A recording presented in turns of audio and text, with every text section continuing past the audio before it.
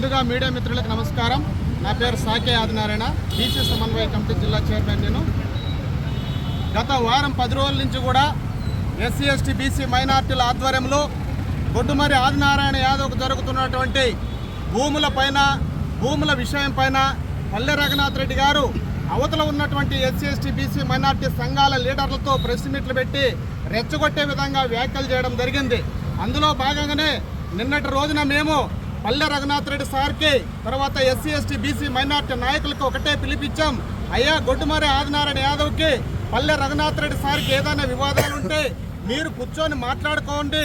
ఎక్కడైనా ఒక న్యాయ వ్యవస్థ ద్వారా కానీ డిపార్ట్మెంట్ పరంగా కానీ మీరు కూర్చొని దీన్ని సామరస్యపూర్వకంగా పరిష్కారం చేసుకోమని చెప్పామో తప్ప అదేవిధంగా మీరందరూ కూడా అంబేద్కర్ విగ్రహం దగ్గరకు రండి, అక్కడే బహిరంగ చర్చ పెడదాం, ఎవరి భూములు వాళ్ళకుంటే రికార్డు పరంగా వాళ్ళు తీసుకోండి, న్యాయబద్ధంగా చేసుకోండి అని మేము పిలుపునిస్తే ఈరోజు అంబేద్కర్ విగ్రహానికి పూలమాలేసి నివాళులర్పించడానికి మేము వెళ్తూ ఉంటే పోలీస్ డిపార్ట్మెంట్ వారు వచ్చి మమ్మల్ని అరెస్ట్ చేసి స్టేషన్లకు తీసుకురావడం జరిగింది.